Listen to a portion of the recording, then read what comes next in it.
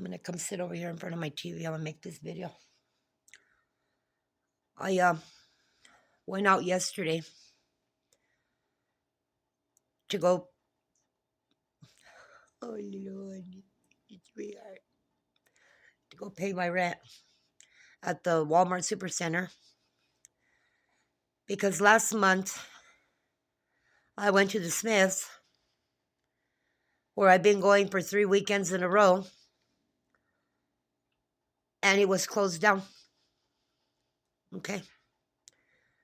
And of course, I was gaslit there by the front end manager with a duper's delight on his face and his blah, blah, blah. And when I was being dropped off, the fire department pulled up. Okay, they weren't really buying deal shit there. So I scheduled my ride for the next day. I can't drive my truck because I suffer from chronic migraines. I have a migraine almost every day. So it's not safe for me to be driving. So while I'm in there, I call over to the other Smiths to see if they're going to be open. And she tells me, yeah, it's okay. So I get over there, and there's a note on the door. I have the whole thing recorded on my body camera. She's got this note on her door. She's not on her door, on the desk. Rude as fuck to me. Okay. And then over at the self checkout, you got these two fools standing over there staring and staring. So I'm walking around there because I have some time to kill. So I said, no. Something's not right, because there's people standing in front of me and standing behind me, sending Western Union or MoneyGrams or whatever they're sending there. That machine's working. So I call over the store manager, and I let her know what happened the day before and what just happened over there, trying to pay my rent. So she looks up at the ceiling, and she goes, no, that doesn't sound right. No. So she goes over there, and I don't know what she tells her. And she gets it open. She makes her open it. Okay. So I'm in there in the Walmart, and I'm doing my thing. I have a little list there. I even walked out of there. You know, I'm hardly able to walk. I'm in a lot of pain, and then my head is always hurting. And I really don't pay attention much. Anyway, I get my rent paid, and I go back over there to go do what I got to do, gather what I got to gather. And there's these two decrepit old bitches back there where I'm at, playing the part over there. Okay, I'm wearing the body camera. Anyway, I don't have time for silly little bitches. I don't have time for this shit. Okay, I really don't. So I come home. 2 days ago, I go on, I get my get my bills together. I got to pay my bills. My other bills are due, and I schedule all my payments. And then I realized I didn't get one of my credit card statements. So I go online, and then I find that the day before I have a $30 late fee. I never have late fees. Well, I never received my statement. Well, I wonder why not. So I call. It's very, very dangerous for me to be calling, because they're listening to everything on the computer. They're watching, monitoring everything I do. I have evidence of this. Okay. While they're little diddling around in there, they're getting into my PayPal account. They're changing my password. I changed my password, and I set up a PIN. And then when I tried to log in, I couldn't get in. So I call customer service, and then I go over to password manager. Well, before that, I tried to change it twice. And she says, you're not entering it right. I go, what do you mean I'm not entering it right? I have it written down right here. I'm on the phone with you. So then I finally get it to go through. I have to save it, right? And before I do that, I go over to my password manager, and I see that it's been changed. See, the password that I created and the PIN is gone. And it's starting with a number 35. And I tell this lady, I never start my passwords with a number. They did that too with my surveillance cameras. I caught that they did that too. Okay, so that's a couple of days ago. So then I called the other credit card company, and then I'm talking to them there. So anyway, they removed it because all my accounts are in good standing. I'm never late. And then I never max out anything. I'm always careful. And I have, I'm fine. So then I come back home from Walmart, and I open up my emails, and I have an email there from PayPal saying that my PayPal credit, I paid off the balance. It wasn't very much. It was in the 20s. wasn't accepted. All my bills are deducted from my bank account, except I'm forced to go out of here where I live to go make a digital or like electronic money order because they won't take my check here. They won't take anybody's check. So I'm all, what the heck is this about? Since when? Since when does this happen? So I call and I'm told your payment went through. I don't know what's going on. Just disregard that and send that to us as phishing. See, so they get into your computer, got all kinds of proof about this. What they're doing. Putting little videos in there, picture-in-picture videos. I don't even know how to do that. I didn't even know you could do that. I get on the phone, okay, and they mute my calls, important calls. I had to go pick up some equipment from the pulmonologist. This was before I moved to this place. And I got upset with the nurse because I thought she was ignoring me. No, they're muted. They've been in my computer since before I moved here. I've been here what? I moved here in late April. This was happening when I lived at the other place.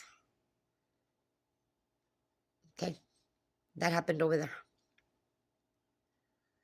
So unaware, I haven't been aware that they've been in my computer. And they did this with PayPal too. When they tried to get it through my phone. I got a link from PayPal on my phone, my cell phone. They were trying to get in there. I don't know what the hell they're doing. They're not trying to get into anything because they could get into it, which they have. So when I was talking to the fraud department, they muted the call. They muted the call so she couldn't hear me. So I had to hang up and call back. See, that's what they do. They mute the calls. So I got my recertification for this apartment already. Got to go in and go do the paperwork again. I came home dead yesterday because I'm not sleeping well. I'm not eating well. So when I went out this morning to take my dog, I saw the paper stuck on the clip.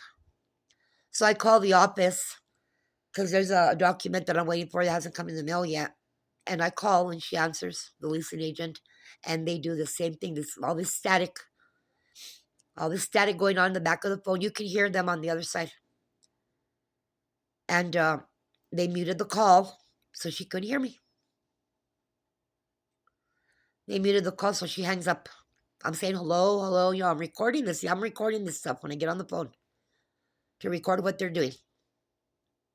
So I call back and I tell her, can you hear me now? And she says, yeah. This is on the Google Voice.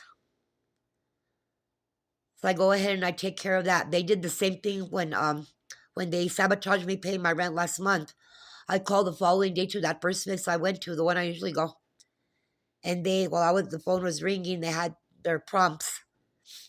They put the call on mute, and then they called the store. Okay, they called the store to let them know that I'd be calling. So when I called back, I hung up and I called back because nothing was happening. No prompts. It was just silence. That junkyard dog over there answered, and she would not put me through to the customer service booth. So since when do they do such things? Do they police the?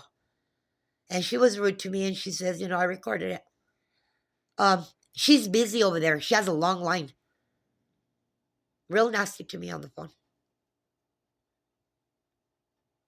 Okay, they did that to me with the Tractor Supply when I ordered the birdseed.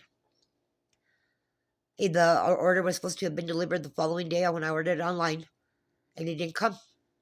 So I waited and I called Tractor Supply, and they told me, the two people I spoke with there, that they didn't have my order in the system. Gave me a big old bunch of blah, blah, blah. So I call the main number, and she finds it. She calls the store, and she finds it. So when I call back, that cunt that answers the phone is all rude as fuck to me. Okay? So this is what I've been dealing with. They hacked into my phones. I have 3 cell phones that were not activated, that I was using for monitors for my surveillance camera. I changed the passwords one Saturday morning. I was there like all morning and like mid afternoon changing passwords, and they went and they changed all the passwords, and then I couldn't get into those phones. And then my cell phone Well, it's a track phone. I don't really use it that much, just when I go out. I was going to transfer the minutes. I have a lot of minutes. And they went and they they blocked me from being able to use. I had bought a new phone because I was going to transfer. I activated that phone, and they went and they turned that phone off, the brand new one, the Moto G. They turned it off. They completely turned it off. And then they went and they prevented me from. They blocked my phone, so I couldn't call out, and I couldn't get incoming calls. So when I called track phone told me that on the Moto G, they had a note in there that said that the phone had been returned back to the vendor because it hadn't been activated in 30 to 60 days. I told her, well, what are you talking about? I just got that phone last week. I have the phone right here. Okay, this is the shit that they're doing, and this is the police department. This is none other than them. The only ones that knew I had those 3 cell phones, was using those 3 cell phones as monitors, was them. Because of the stalking that's going on out there, I was told to call. And I didn't want to, but I did. And they were here. When I called dispatch, they were here like in 2 minutes. Okay, they were up the stairs here in 2 minutes. And then one morning at 6 o'clock in the morning, the bright side of my face was burning. So I had the EMF reader out, and it was going all the way to this, all the way to the top. So while I was standing in the middle between the living room and the kitchen and the dining room, my face was burning. On the right side of my face was really burning, and my arm. Well, lo and behold, there's this mother effer sitting at the bottom of the stairs. I didn't know this. So I come to the couch and I see him sitting there at the end. I thought it was a bag of trash at first, a black bag of trash. And so I look closer, and no, it's some motherfucker sitting there wearing a hoodie. They like to wear their hoodies.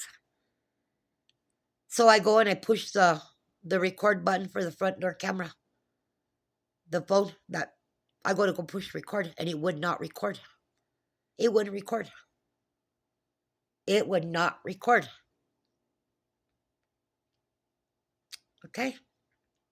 So I will go over to one of the other phones that's monitoring the balcony camera, and I move it to the front door camera, and then I was able to record. And then I get my body camera, and I go out the door, and I just stand there at the top of the stairs, and I record him. He gets up and he grabs that Walmart bag, and he goes into the entrance of the building across all the way to the end. He goes and stands there. So I'm just recording him. And then a few minutes later, you hear whoop, you hear the siren, the police siren. And it was then, shortly after then, within a couple of days after that they started doing the hacking on my phones, doing all that shit to my phones. So I come to find out that they're using simulators. Okay, and then they were erasing videos that I was making of the stalking and the bullshit, the harassment, the noise. They took them out of my phone. They erased them out of my phone from the front door camera. They erased them. So I call over to the police department and I said, because it says, they're hacking your phones or whatever. And they said, you call the police. Well, I call the police, the dispatch, and I let them know. Yeah, my phones have been hacked. There's all this hacking's going on. There's all this is going on. So, okay, well, you're going to get a call. Well, I got a little bit distracted. Their calls come in from an unknown number. I got some number from some Sarah Martinez. Well, I heard you were, what did she say? Something about, I heard you were looking for me or something like that. And I was like, well, I don't know who the fuck you are. Who the fuck are you? But it came from an unknown number, so I called back to dispatch. And I said, this person called. Do you have an officer by that name? And she says, we don't have an officer by that name. I said, well, I got this call. And then she tells me just disregard. The dispatchers disregard. But they never called. Okay? And they never came here. Well, I didn't want them to come because I wasn't going to open the door. Now, here's what really, really upsets me. Okay? I'm worried about my bank account. So I call over there earlier. I'm concerned about my bank account to find out if there's been any activity because I know they do record. If you sign in there, they record everything. And this is what happens. And I'm gonna get the fuck rid of you because of what you just what you just did to me. So she wants to block my bank account. I said, you can't do that because I already have all my bills um scheduled for payment. You do that, it's gonna put me into overdraw, and that's like $30. Okay? And that's you can't do that. And she starts telling me things like, I'm recording her, she's being recorded. She starts asking me, wanting to send the state over here. Yeah, that's what she told me, the state. I said, what are you going to send the state over here for? I said, I'm waiting for somebody to call me because I'm going to go to the bank because I need to change everything. And then I need to go back to my maiden name. I need to go to the Social Security for the Social Security number and motor vehicle and all that. And she wants to send the state over here. And I'm like, the state? And I'm like, what the fuck? And then she starts asking me if I have enough to eat and if I'm safe. And I'm like, what the fuck is this bitch asking me these questions for? I go, you listen here, man. I go, I don't know what you're trying to fucking imply. I said, but you know what? I'm fine.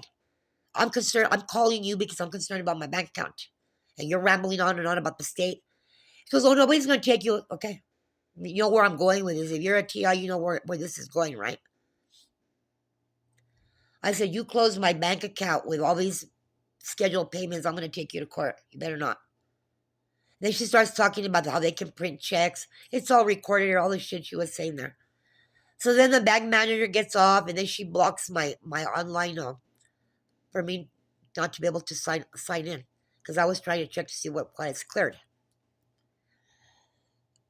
But she puts me on hold. They do that. They put you on hold. So no doubt she's consorting there with law enforcement, with the chorizos. Okay.